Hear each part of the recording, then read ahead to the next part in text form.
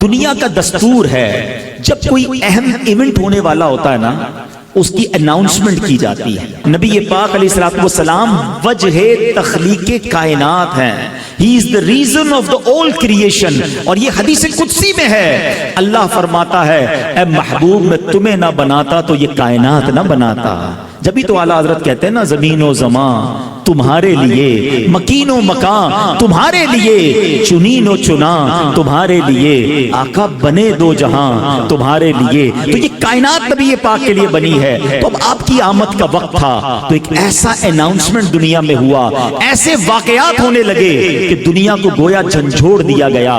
آقا علیہ الصلوۃ والسلام کی ولادت سے 55 دن پہلے ایک بڑا کمال کا واقعہ ہوا. اور یہ واقعہ کیا تھا؟ یمن کا بادشاہ تھا ابرہہ. اس نے ایک پلان کیا کہ یہ مسلمان کعبے کا طواف کیوں کرتے ہیں، کعبے پہ جا کر حج کیوں کرتے ہیں، کیوں نہ میں کعبے کو ہی گرا دیتا ہوں اور معاذ اللہ اس کو تہس نہس کر کے اس کے پتھر لے کر یمن میں کعبہ بنا لوں گا، پھر یہ سارے لوگ میرے پاس آئیں گے. اب اس نے پلان کیا کہ مکے پر اٹیک کرنے کے لیے، دیکھیں اس زمانے میں تو جو لڑائی ہوتی تھی وہ گھوڑوں پر اور اونٹوں پر ہوتی تھی، وہ ہاتھیوں کا لشکر لے کر چلا گیا، مکے کا گھیراؤ کیا. اور پھر کیا کیا، مکے والوں کے مویشی جو تھے، مکے والوں کے جو جانور تھے وہ بھی اس نے پکڑنا شروع کر دیے. حضرت عبد المطلب اس کے خیمے میں داخل ہوتے ہیں. اللہ نے ان کی پیشانی پر ایسا نور نبوت عطا کیا تھا، وہ خیمے میں داخل ہوئے. ابرہہ روب میں آ گیا، عزت کے لیے کھڑا ہو گیا، اپنے برابر میں بٹھایا اور کہا حضرت فرمائیے کیسے آنا ہوا. حضرت عبد المطلب نے بڑی عجیب ڈیمانڈ کی. آپ نے کہا کہ تم نے مکے والوں کے مویشی، ان کی بکریاں، ان کے جانور پکڑ لیے، ہمارے جانور ہمارے واپس کر دو. ابرہہ کہتا ہے میں تو سمجھا آپ کعبے کی بات کریں گے، اپنے مرکز کی بات کریں گے، آپ تو کعبے کی بات ہی نہیں کر رہے، آپ کو فقط اپنے جانوروں کی فکر ہے. اللہ اکبر. حضرت عبد المطلب کا وہ جواب آج بھی سیرت کی کتابوں میں سنہرے حروف سے لکھا ہے. کیا کمال کا جواب دیا. آپ فرماتے ہیں جانوروں کے مالک ہم ہیں، ہمارے جانور ہمیں دے دو، کعبہ جس کا گھر ہے وہ خود ہی حفاظت کر لے گا، کعبے کا مالک اس کی حفاظت کرے گا.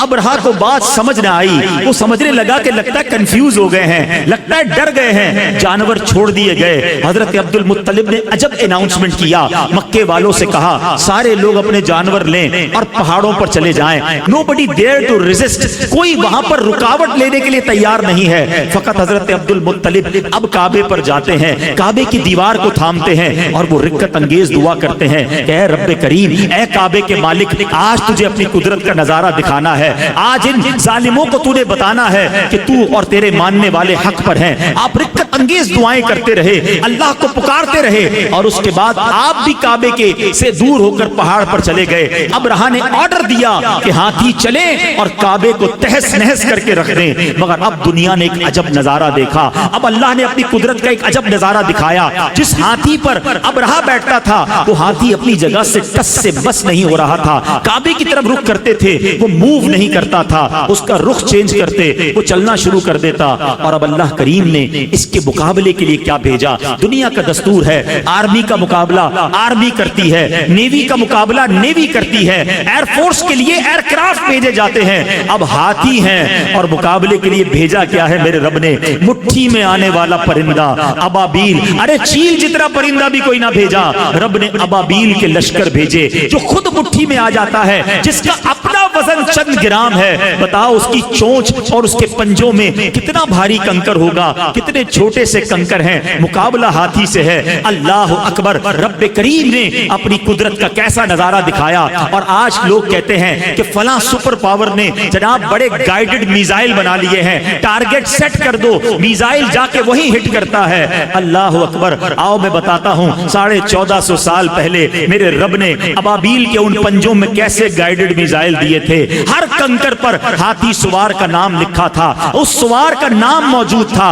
اب یہ جب لشکر آتے ہیں اس کے بعد کیا ہوتا ہے؟ رب کریم قرآن مجید میں ارشاد فرماتا ہے الم تر کیف فعل ربک باصحاب الفیل. اس کا ترجمہ کیا ہے؟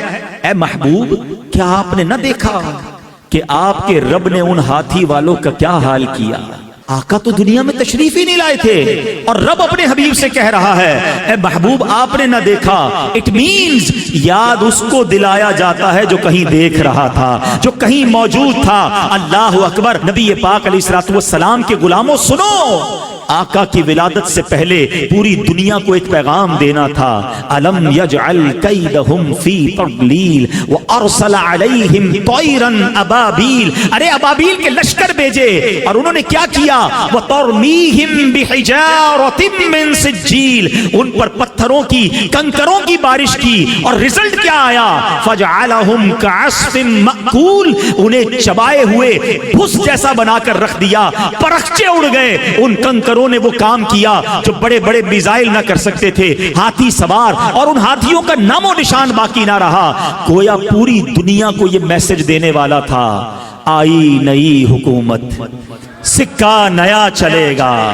آئی نئی حکومت, سکہ نیا چلے گا. عالم نے رنگ بدلا.